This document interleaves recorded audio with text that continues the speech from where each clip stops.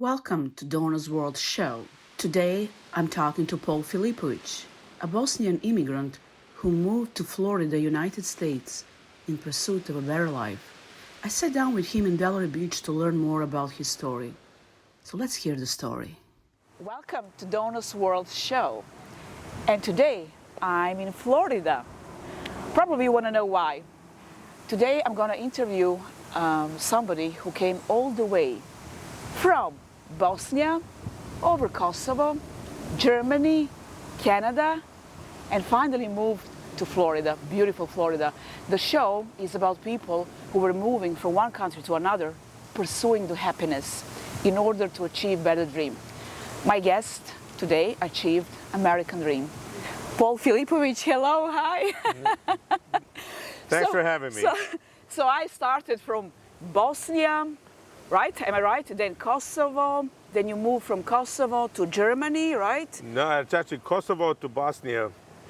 Okay, let's start from the beginning. So you were born in Bosnia. in Bosnia. My family is from Kosovo. The place called Doboj. Doboj. Okay, we want to know everything about Doboj. It's a small town, a very small town. It is the most beautiful place. It is the best place, in my opinion, to grow up ever. It is, everybody knew everybody. Everybody knew everybody's business also. Yeah. Nice people. Oh, yeah. If they didn't know, they will find out. No, but my childhood was unbelievable. And I still have friends from to this day, 50, 60 years later, from the same town. You still talk to them, right? I still talk to them over Facebook, thank God. Yeah. It was disrupted with the war. Yeah. And some people didn't make it, unfortunately, Yeah. and some people moved out of the country. Yeah. So we lost contact. But my memories from there, Amazing. amazing. Do you remember, what is, probably still is, Doboj famous for? Like what kind of traditional food? What kind of, anything traditional from that part of the world? Now we can say, since we are now in Florida, so. Well, a lot of people don't realize, but the Ottoman Empire occupied that part of That's interesting. that part of Europe for hundreds of years. Oh my so God. there's a lot of influence with the food. From the Ottomans, you have everything from baklava. Oh, baklava, I love it. Urmašice. Urmašice. It's the best. But we have goulash, we have stuffed cabbage, Yes. sarma we call it. Sarma, we call it. We have cevapcici. Kebab. Is it kebab, right? Kebab? How do we call it? It's kind of. They're sausage links, but Yeah. they're specialty for that part of the world. Yes. Bosnia, Serbia, Croatia. But Yeah. Bosnians are known to have the best. Do you maybe have any pictures from Doboj? Can we see? Did you prepare anything? I do. I have a picture. In fact, this was the year that my family left Doboj. 1967. Oh my God! It's a black and white. So is that a fortress? Like what is this? Right. There's a fortress in the center of the city. It was built by the Turks. For the oncoming armies to Okay. protect themselves, so they can see over the landscape. And Still exists? It still exists. There's actually cannons on top of the fortress, pointing towards the area they want to protect. Yeah. So it's a big tourist attraction, but it's not really known for tourists. People just grow up there and live there for their whole life. Yeah. And everybody who talks about Doboj, I mean, I left in 1967. Oh my God. My family left. Yes. The next time I went back to Doboj was in 1982. And I ended up having an accident, ended up in the hospital where I was born. So I was born. It was unbelievable. But What was the feeling after all those years? Was it strange? Did you feel? How did you feel? I really well, want when you get there by train. So when we got, and my father worked on the railroads. Okay. So when we got to the train station, it was like time stood still. They didn't expand. Nothing changed. Nothing changed. No. They didn't make it bigger. They didn't. But imagine it's 15 years later. Yeah. So it's not like it was a giant city. Everything stayed the same. People lived in the same apartments. People lived in the same houses. Yeah. Nobody moved around. And the families, in our culture, the kids stay home. They live with their parents. They live with their parents as long as they want. They're not forced to leave. The father wants you to stay. So they live there until like they're 40-something, still with mother and father. Oh, yeah. Hello, mother. And then if they get married, they make an addition to the house if they have to, or you live upstairs, and the wife comes into the house to live with the family. And then she helps the mother cooking. And She can help. This is good. Okay. Yeah, this is a lot different than here. A lot different than here. Okay, so from Doughboy, you moved then where? Well, you can't just move. What happened? Why you had to move? Well, Yugoslavia is a socialist country at the time. It was Yugoslavia. Yugoslavia. Now it's Serbia, Croatia, Bosnia, Slovenia, Macedonia. So my father was very educated, and he read a lot, and he always wanted to have a better life Yes. for the children. And I have a sister that's 2 years older. So one day he drove a train. He was a train engineer. One day 1965 or 66, he went to Munich on a regular route, Munich, Germany, and just never came back. He never came back. He didn't tell anybody. He didn't even tell my mother. Oh my God, oh my God. He didn't tell anybody because back then there is no phones. There were no phones, yes. Yeah, landlines, right? Remember? Landline, Oh, no we didn't, cell phones. we didn't have landlines. The only way No you beepers. Oh nothing, my, nothing. I know. The only I way we remember. communicated in early 60s, telephone, if you had one, Yeah. telegraph, Telegraph. and tell a woman. Okay, no telewoman. But that's how he was afraid. Honestly, he was afraid that my mother would, Yes. while she's talking to her girlfriends, having coffee, would say something. No. And so he just got off the train. Even the guy second in charge on the train didn't know. He got off the train station. He went into the main station to go to the bathroom and never came back. Oh my God. So when this guy drove back, came to my house, I was a little boy, my sister was a little girl. He talked to my mom, and he said, I'm not sure what happened to your husband, but he just disappeared. Now, my mother thought he was kidnapped, Oh killed. my God. The She worst did. thoughts. Yeah, you think I the know. worst thing, because she I didn't know. She didn't know, but it was, and then eventually we got a telegraph Telegram. Yeah. that was delivered to us by two guys in a suit. And they ask a lot of questions. Oh yeah. The police people. Secret no? police. Oh, secret police. Secret police. Oh, They're yeah, suits. yeah. They didn't have uniforms. They had suits. So they were sitting there, and I remember as a child with my sister listening, and they said, "What happened to your husband? Did he defect? Did he do this?" And my mother. She didn't know. And the best thing to do is, if you don't know, you can't lie. Yes. You just don't know, and you're Yes. telling the truth. And so he stayed there, and then we realized he's not coming back. And then he would send money. He would send money with every time that Over somebody. the Yeah. train went back to Munich, he would meet him at the station and give some money to bring back to us. Ah. And that's how we lived because nobody worked. Oh my God. Generally, women back then didn't work. They were housekeepers, Yes. housemaids, housewives. So, and then So eventually, he had a plan actually how to provide for his family without telling anybody, even his own anybody. wife. Even his own wife, and people were like, He had to do that. He had to back then. all our family friends were like, "What happened to your husband? What happened?" No, she didn't know.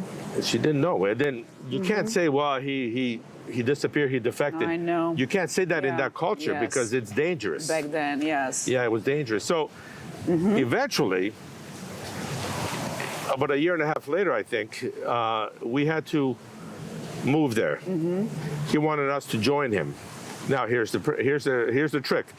You cannot just pack up all your stuff and get on the train and go, because if you bring too many things, it gets suspicious.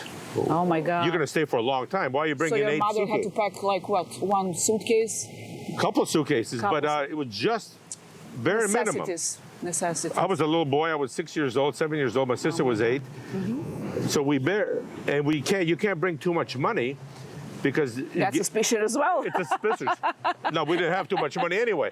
But any money that we had, we sold everything that we could. And then family, friends, her brothers, everybody helped a little bit, you know, whatever they could. Okay. They gave us a little bit, but the money that she had to hide, because when you're on the train, the soldiers come on and they inspect everything. Really? They could do that? Oh, Oh yeah. my God! Oh my I God! remember as a kid, they had the rifles. They took all both suitcases. They took everything out, and they started asking a lot of questions. And the money that, believe it or not, the money she had, she rolled up inside in a rubber band, Oh my God! and she put it in front of my pants. What a great idea! I was very popular with the younger girls. And my sister's pants in the front, hoping that the soldiers didn't, Yes, of course. You know, Smart woman. and they didn't, thank God. So we finally got through. But this is what the real Things she had to do. unbelievable. Unbelievable, really. And then we get to Germany. survive. We get to Munich. Now, my father lived in a town about an hour and a half outside of Munich called Ladenburg. And but we didn't communicate because there's no way to communicate. Yeah. So he thought we were coming at a certain hour. We came at a different hour. So we didn't see each other. So we get off the train in Munich, Yeah. big city, from Doboj, a small town, Oh my God! to Munich, What a difference! the capital city of What a Bavaria. difference a day made. Unbelievable. So we get off the train and we get on the platform, but we were too afraid to go inside the station to wait for him. So we were just standing there. It was getting cold. And we stood there, and I was crying, and my sister. Two kids freezing outside, waiting for father. And nobody spoke a word Oh of my German. God. Nobody spoke a word of German. So we didn't know who to ask. We didn't know what to do. Oh my God! So finally, somebody saw us and they started talking, and we kept repeating Yugoslavia, Yugoslavia. So somebody understood that we were from Yugoslavia. So somebody, a guy that spoke Yugoslavian, Yeah. he came and he called a taxi for us. Now, all the money that we saved in Bosnia, You gave for taxi. we had to give for taxi, all of it. Oh my God! He probably ripped us off. Oh my, oh, probably 100%. My father took a taxi from his town to the station, missed us, took a taxi back. It was just a disaster. Oh my God! So we get to the house, and it was a very wealthy German family that lived there. And he had an apartment upstairs. And I mean, this place was huge. And we knock on the door, and we don't speak any German. They look at my mother, they see the two children. They didn't want to let us in. Oh my God! Because my father told them my wife is coming, but he didn't say my two children are coming. kids. And they were older couple. They were older couple and their brother, all three older people. And so they didn't let us in. Now it's getting dark. Cold, It's dark, cold, it's dark. I and remember, no home. and we're standing outside. They won't even let us. Oh my God! What a story! So I'm holding my mother's leg like this. I said, I want to go back to Yugoslavia. And I'm crying. I'm crying. Oh my God! And I can't remember how many hours we stood there, but it was a long time. And finally, my father came home. Came from the Yeah. train station and talked to them. Yeah. And they finally let us in. Explained that he actually has children. Yeah. And they finally let us in. Oh my God! The very next day, I'll never forget, I went outside to play. You know, I want to see where I went outside and I see it was a Deutschmark, like a bill, Yeah. on the doorstep Yeah. in front of the house, right on the front. And, you know, you find money. I picked it up, but I take it to my father, the way I was raised. Yes. You know, bring it back to me. So I said, look what I found. He goes, where did you find it? I said, I found it in front of the door. And he goes, go put it back. And I That put was it a back. catch. They want to see They how want to see if kids are stealing. Oh my God! Germans were very methodical, Oh yeah. Oh, very yeah. disciplined, but Very disciplined. once they trust you forever. Yeah. And so that's So you stay in Germany for how many years? for 3 years. For 3 years, and then Well, my father always wanted to live in the United States. That was his dream. that was his dream. Huh? That was Okay. his dream. So you're actually now living your father's dream. Can you believe? Exactly. So Canada he didn't first. get to, Yeah. He didn't get to the United States. So the closest, we couldn't get a visa to get to the United States. Was it hard back then to get visas? Oh, 1968, 69. I remember watching Apollo moon landing in Germany.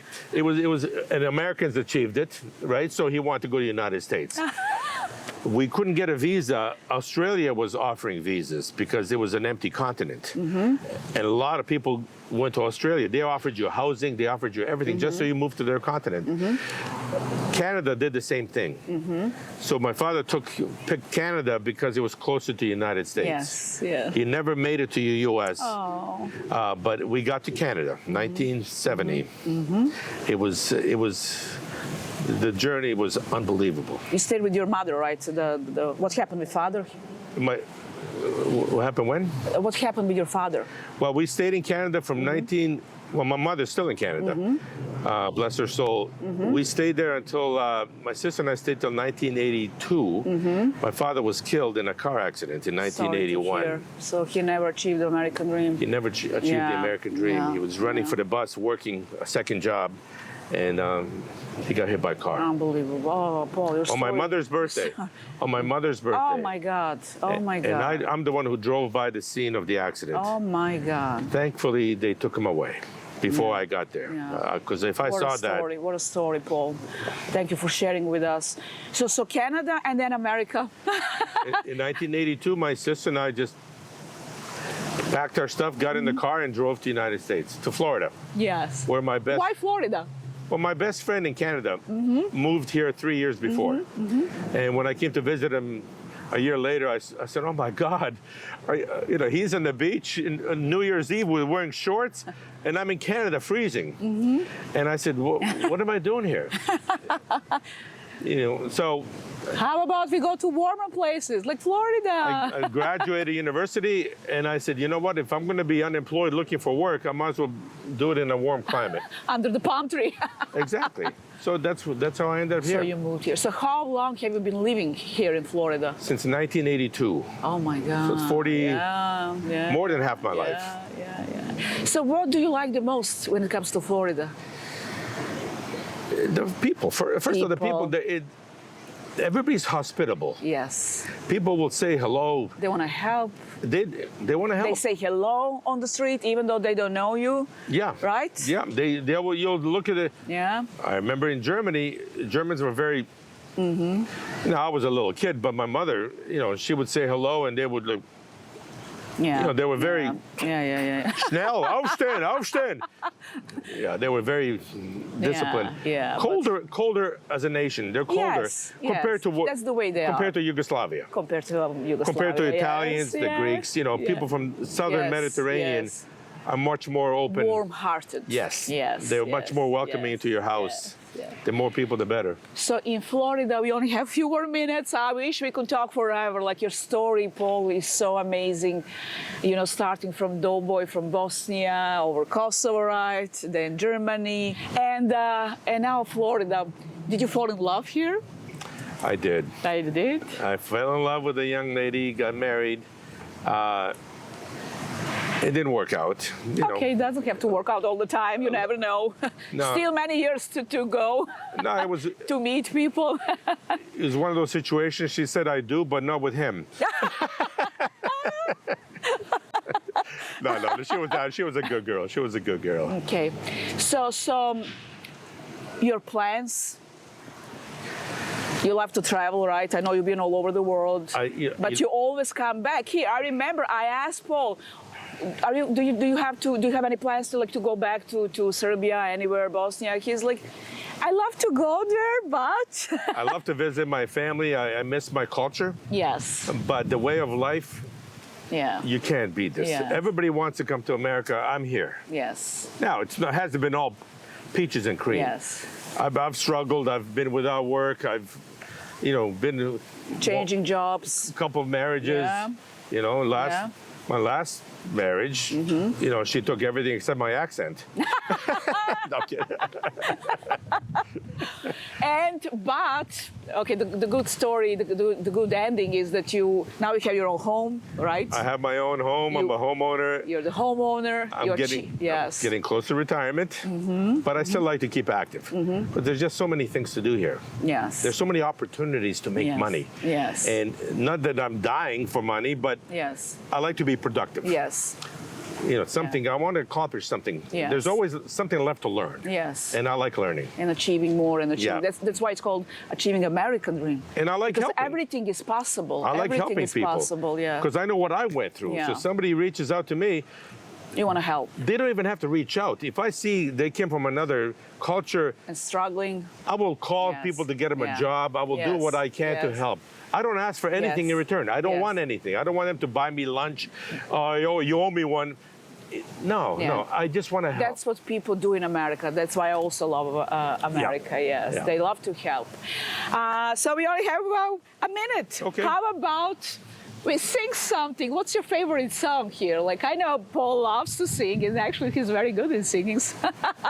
I'm an old school guy. So, Okay, so something that everybody knows, everybody in the world. let's see. Let's see.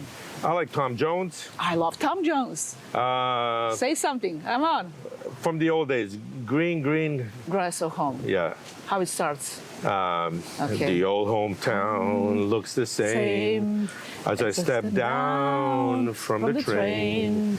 And there to meet me is my mama and papa. Down the road I look, and there runs Mary, hair of gold and lips like cherries. It's good to touch the green, green grass of home. That's my favorite. Woo! Paul, thank you so much. Your story was more than My amazing. pleasure, my and it will pleasure. inspire so many people I hope worldwide. so. Yes. I hope so. Yes, especially people who wants to come to United States of America where dreams come true. Love you all. Ciao.